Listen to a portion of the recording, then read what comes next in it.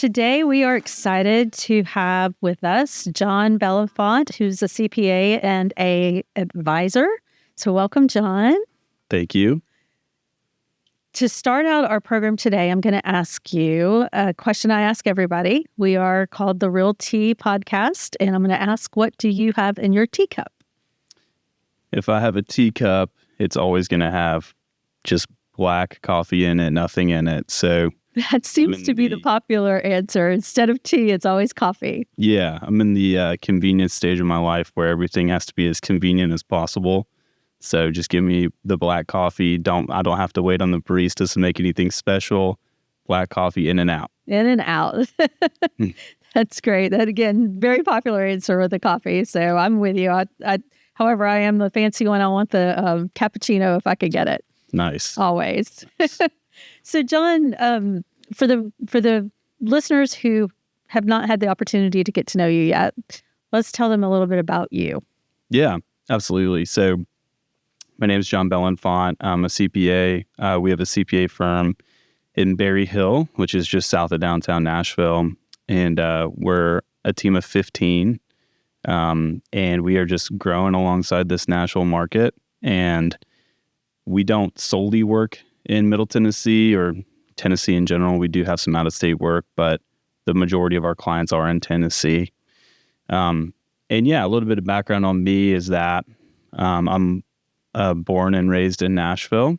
Very few people here can say that. Very much a unicorn. And so when I was growing up here, Nashville wasn't cool. And now it's this cool, highly sought after place. And it's a very great, wonderful place to be a small business owner. As I mentioned, it's growing a lot. But yeah, we're just growing alongside the market and adding more office space because we've grown out of our current space and things are going really well. But as far as who we work with, we have a huge focus in real estate.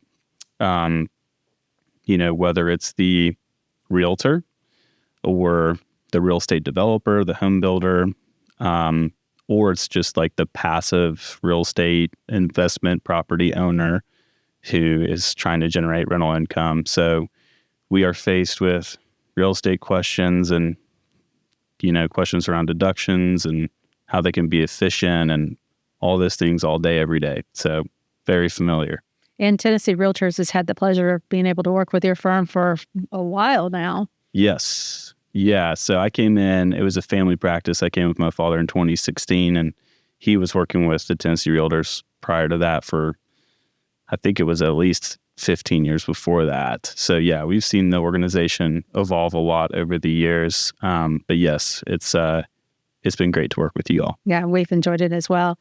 So back to the reason we're here today is we're going to talk about realtors and the fact that they're independent contractors, and a lot of them are, some of them may even be doing their own books, their own taxes, all of those good things. So we're going to kind of talk through some advice for best practices and things that they're doing.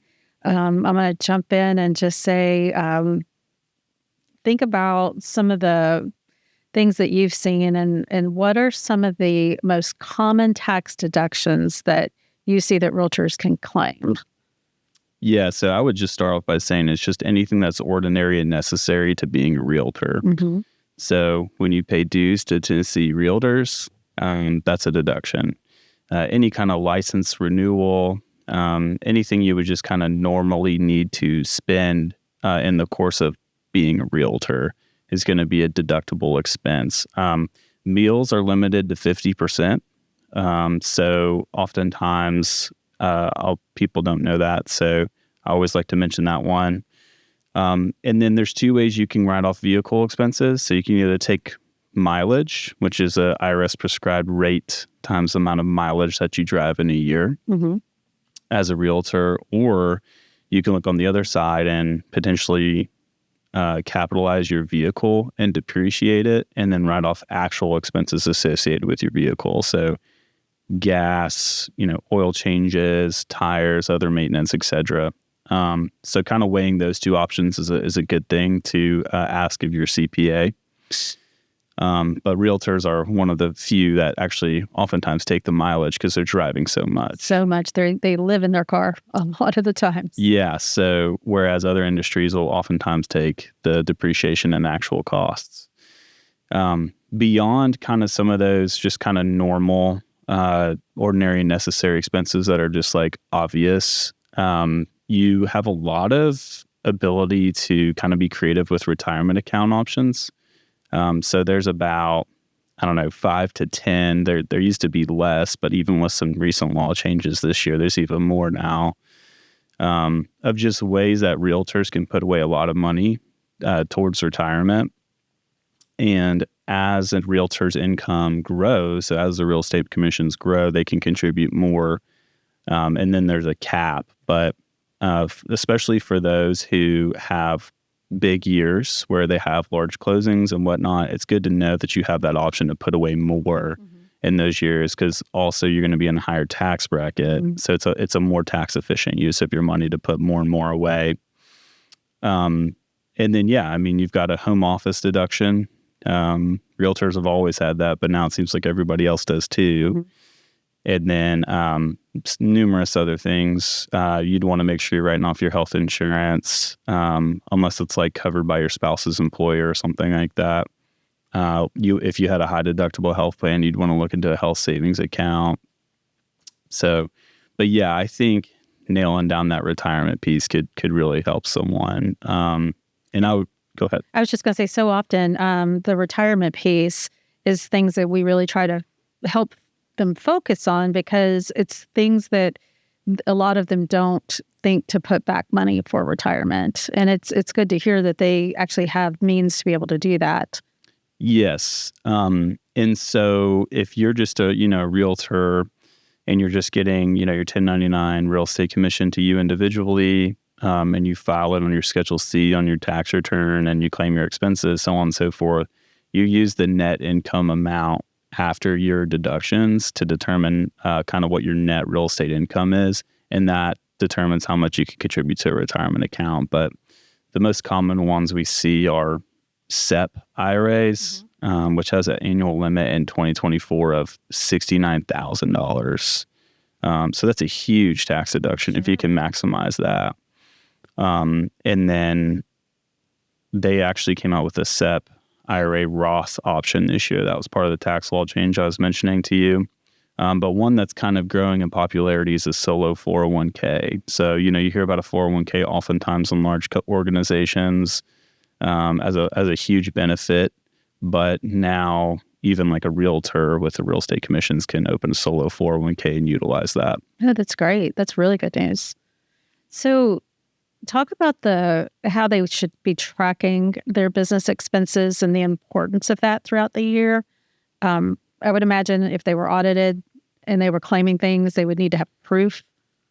Yes. So just a simple expense tracking software. I mean, everything's automated these days. Everything has an app, but the most commonly used and the one we recommend the most is QuickBooks. Okay. So they actually came out with a QuickBooks Ledger version this year. It's $10 a month. And essentially, you can link your bank accounts. It's going to upload all your transactions anyway. And then you can just snap a picture of a receipt and attach it. And so it's all electronic. So heaven forbid you get selected for audit. As long as you're kind of tracking those expenses throughout the year, you've got it clean. It's in QuickBooks. Like I said, there's an app on your phone that you can kind of do, and it allows you to kind of just keep a clean set of bookkeeping going forward for a small price. Because a lot of people are already tracking their credit card charges through whoever their credit card provider is, and that's fine too. But QuickBooks would also add in like when they do get paid a commission. So now all of a sudden they have like a true income statement that shows all the revenue from real estate commissions, all the deductions, and then anything that they would do kind of outside of that, we would add in on the tax return, but it just makes it super clean. And then another reason that would be very beneficial if you keep up with that throughout the year is when you're self-employed, the IRS wants 4 quarterly estimated tax payments throughout the year. So April 15th, June 15th, September 15th, and then January 15th of the following year are when your 4 quarterly estimated tax payments are made. And if you are getting ready to make that first April 15th payment and you know exactly where you're at, like through March 31st, that's really helpful to be like, oh, I had a closing and here are my deductions. And so my net income looks around this. So I should probably pay in a certain amount. And then let's say that real estate market doesn't have any closings in Q1, which is pretty normal for realtors, right? Well, it's like, I don't need to make a Q1 payment. I didn't have any closings, only had deductions. So technically I'm at a loss through Q1. But then Q2 rolls around and, spring season starts, summer season starts. They get like 3 or 4 closings. So it's like, oh, then I need to make a large payment. Mm-hmm. But they don't have to worry about making a payment in Q1. So it just kind of allows them, and actually in the eyes of the IRS, that's the most preferred way, but allows the realtor to have their tax payments match their cash flow. And also, if they're doing that, sometimes when they have the cash throughout the year, it's like, oh, wow, bank account looks good. This is great. They might make some personal decisions where it's like, well, actually part of that is Uncle Sam's. So right. If you go ahead and get rid of it and send it to Uncle Sam, or at least put it into a different account, some people have like a tax escrow account or something that earns money market rates, whatever you need to do. But it just kind of allows kind of that mindset to be there throughout the year. So it sounds like you're talking about liabilities when it comes to you owe the government money throughout the year. Are there other ways or other strategies that you can recommend to minimize some of the liabilities that they may have? Yes, absolutely. So when you're a real estate professional, if you get into kind of like developing properties and stuff like that, you can get a lot more creative with deductions and whatnot. But there's actually a specific designation by the IRS that's called a real estate professional. And the Internal Revenue Code has a lot of detail on this, but essentially you have to spend 750 hours a year or over half your time doing one of these real estate tasks, right? And so if you can qualify as a real estate professional, and then you are also building kind of a rental property portfolio, you can actually deduct losses from those real estate properties. Whereas the normal person who isn't a real estate professional and can't claim the hour requirement and over half their time, they can't. It's considered a passive loss. Mm-hmm. Just passive income would also be just like interest or dividends from like your investment portfolio or something like that. So real estate professionals, though, get to say, hey, I'm a real estate professional. This is what I do. This is my living.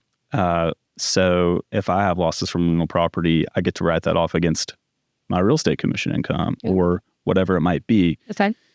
So all of a sudden, not only that rental properties are a sound investment for personal financial goals and growth, from a tax perspective, they're wonderful. And especially if you can claim the real estate professional designation. That's interesting. That's really good to know. Yeah. So how should realtors handle commissions and ensure they're correctly reported on taxes? So I think it's pretty simple. When it comes to real estate commissions, it's simply reported on a 1099 from their broker to them. I will say another strategy that is coming a little bit more common is having that 1099 income come through some type of entity.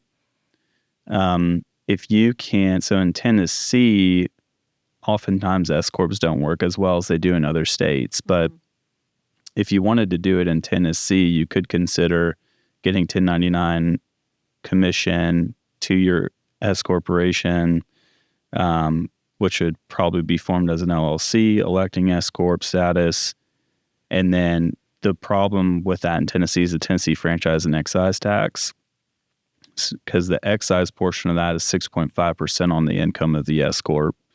However, there's a specific election you can make to have that S corp kind of get rid of their legal protection, and it's called an obligated member entity election. I'm getting a little into the weeds here, but if people are for those who have significant real estate commissions, this strategy could work really well. I literally advised on this yesterday for someone who real estate commissions are $700,000 for the year, and the calculation had them about $25,000 tax savings from doing this. So legal fees and whatnot aren't going to come anywhere close, and administrative burden's not going to come anywhere close to that $25,000 number. So that was kind of net of those fees as well. So it was absolutely worth it for this individual client. So definitely worth sitting down with a CPA and making sure you understand all of those options. Yeah, absolutely. And once again, as that income grows, the more tax liability we're talking about, the more tax savings we're talking about. Sure. And if you are a agent who maybe has a team and you're paying people under you, are there anything with taxes or with those expenses that you would need to be concerned about? So the broker themselves, essentially? I'm thinking more of a team that's under a broker. So someone who is running a team, but they're not actually the broker of the company. They're getting a commission and they're sharing that commission with others. I don't think so. To that individual who, is getting a commission and sharing it with others, it's pretty simply just, whatever they get as their revenue, whatever they send out as their expense. Or if they're paying an assistant, it's like having an employee, I would imagine. Yeah. I mean, when you have W-2 employees or 1099 contractors that you're paying, it adds a little bit of nuance to kind of some of the retirement discussions and whatnot. For instance, I mentioned a SEP IRA earlier in the conversation. If you have W-2 employees that are part-time or full-time that work for you for 3 years, they are also supposed to get a SEP contribution if you're doing it under like an entity per se. So it just kind of adds a little bit of nuance. And as you get more and more complex, as income grows, once again, just having that tax professional to kind of work through some of those things alongside you really makes a big difference. So important. Are there any specific documents realtors overlook when they're preparing their taxes? Have you seen any that stick out to you that you've run across? Documents, I wouldn't say so.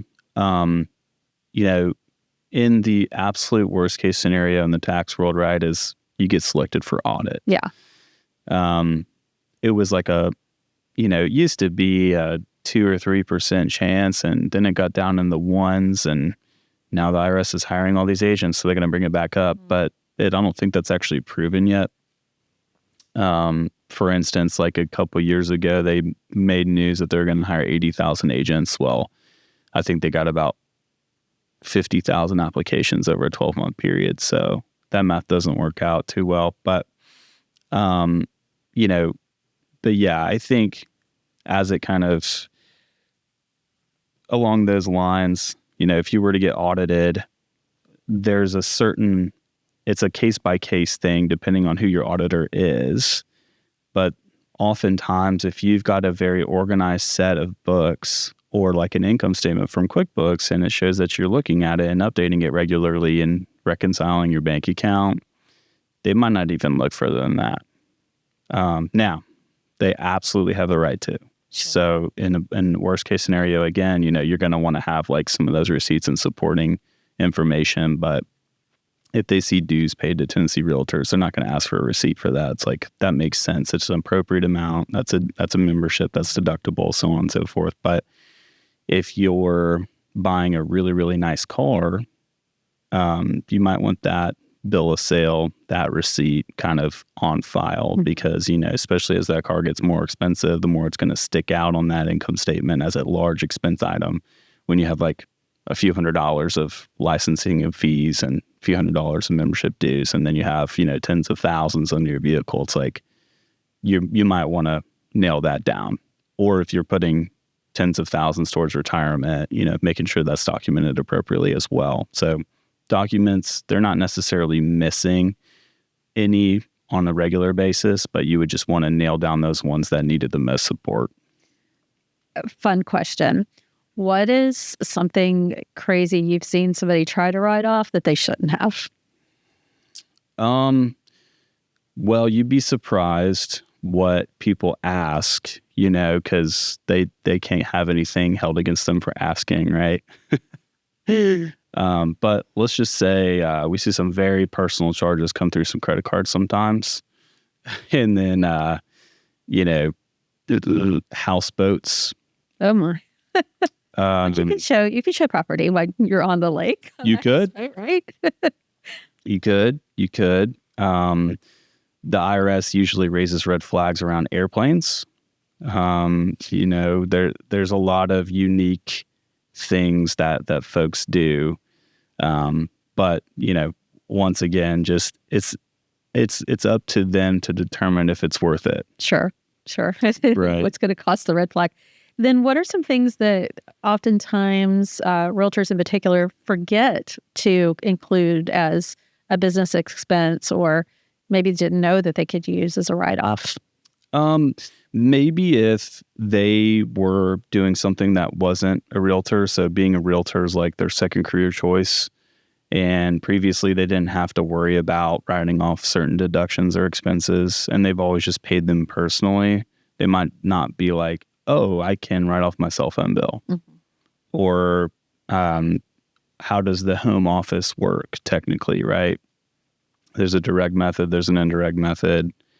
Or, the vast majority of my internet is going towards me working on my realtor business. So if it's most of it is being used, I can write off my whole internet bill, like things like that. And then outside of just kind of those ordinary necessary expenses we spoke about earlier, just knowing the options of the retirement. Because if you ask somebody who is just kind of not super well versed on taxes, they're like, do you know how much you can contribute to retirement per year? Well, the traditional IRA, you can give $7,000 a year to. So how would they have any idea that there's this SEP IRA option where you could contribute almost 10x that? And going back to your retirement, can you do more than one of those accounts? Yes, you can. And as you kind of grow in that complexity where a tax professional can help you on kind of the deduction side of that, it's also oftentimes good to have a financial advisor, someone who's going to help you kind of with planning and whatnot, and just help you kind of decipher what you can and can't do. As those accounts grow, there's certain limitations and calculations and all that kind of stuff. Sure. So on going back to the rental properties, you almost made it sound like it would behoove realtors to think about getting into the rental market, buying some rental properties, those types of things. Oh, absolutely. Yeah. So oftentimes, what someone will do is they'll buy a rental property, and to expedite what they call accelerate depreciation on that property, because if you just go buy a residential rental property, you can capitalize the building and the land. The land's not depreciable, but the amount that you allocate to the building is depreciable over 27 and a half years. And so that's a long time to depreciate a property. So what you can get is a cost segregation study where you hire oftentimes a CPA firm, but there's some certain cost segregation study companies out there that aren't CPA firms too. They'll come in and say, if we were to build this structure today, here's what costs would go into what category. So they're segregating out the costs, and it can put, instead of everything in that 27 and a half year bucket, it can segregate some into 5 years, some into 7 year, some into 15 year, and then the remainder kind of goes in the 27 and a half year bucket. But you can take bonus depreciation on the 5 and the 7 and the 15 year, which is 60% this year bonus appreciation. Now, it was previously 100, and with our recent election, often people are thinking that's going to go back to 100%. So that's good news for real estate professionals. But that's speculative, right? And so I don't have a crystal ball. Wish I did, but it looks like it's going that way, but no one's to say for sure. But yeah, so you get that cost segregation, depreciation's really high, and then you have a loss on that rental property. It can offset your real estate commissions. Well, that's very interesting. Are there any records that you find that realtors or independent contractors often forget to save or don't think about that they should be saving along the way? I wouldn't say so. It's just, as long as you're kind of keeping that set of books going, that's really going to kind of cover all the realtors' bases. Anything outside of that might just be kind of more of a personal wealth type of tracking. But as far as taxes are concerned, you just want to support those deductions and support your commissions and make sure that your commissions match up with your 1099. Sometimes brokerages will pay a net amount to the realtor, but report the gross amount on the 1099. So like, let's say a realtor has $100,000 in 1099 real estate commissions for the year. Well, they might have only been paid $95 because the broker kept $5,000 for kind of their administrative expenses that were allocated to that realtor throughout the year. Mm-hmm. So on your tax return, you still have to claim 100 because that's what was reported on the 1099. But knowing that you have a $5,000 deduction that you also need to include is big, because if you just start at 95 and you have a tax form that says 100,000, well, the 1099 goes to the IRS. So they automatically know that you're 5,000 off out of the gates just on line one. So that's that could be something that folks can miss. Right. So again, important because you have CPAs that understand all of that and they can help. So I guess that leads kind of to another question: is how important is a CPA for an independent contractor? Yeah, it's important. If you're going to be a realtor or maybe a first-time realtor, and you just want to make sure all your ducks are in a row, you're getting all the appropriate deductions, you understand how to use your vehicle on your tax return to the most advantageous way possible. Oftentimes, whatever you're going to pay a CPA is going to be worth it, especially in year one. Mm-hmm. Now, if you're just going to kind of stay there and you're not going to go out and buy rentals, or you're not going to form an entity, or so on and so forth, honestly, you might not need one going forward, but it might make you sleep better at night knowing that you're doing the most tax advantageous thing every year. And that's kind of what the CPA is there for. You got that audit. If you were that unlucky person that got the audit, you have somebody to represent you. Yeah, that's right. That too. And, heaven forbid. But I think, it's good. Also, CPAs can kind of provide a tax planning service where, you're talking to them throughout the year, or maybe at this time of year, it's December, you consult your CPA, say, hey, here's where I'm at. I was thinking about doing X, Y, or Z this year or next year. Can you kind of tell me what difference that would make in my tax liability? And they can draw it out and say, hey, if you go buy that vehicle by 12/31, your tax liability is going to be decreased by this amount, so on and so forth. Yeah, so important. The other thing that we hear a lot, realtors are people that are very involved with charities. Can you talk about charities and giving to charities and how that works and those types of things? Yeah, so your real estate income will oftentimes not have any charitable donations on it. It's a different part of your tax return, but essentially you take like your net real estate income or your net rental income, put all those together, and that comes up with kind of your gross income for the year. And then when you give to charity, that goes on your itemized deductions. And so your itemized deductions come out of your gross income. So it's kind of a separate side of the tax return. But as long as you itemize your deductions and your mortgage interest on your primary residence, your property taxes that you pay that are personal properties, not rentals, and your charitable donations, as long as those kind of main three categories go above the standard deduction, then you'll be in itemizing. And so each dollar of charitable donation will reduce your taxable income by $1. Right. And I guess lastly, what if you were giving advice to realtors on any level, what would be your ultimate advice that you would give them? Or if you were in a room, what is the most common question that you get asked? I think it's important for them to have an understanding of real estate transactions. So for them personally, if they get into real estate themselves, but to help their buyers and sellers too.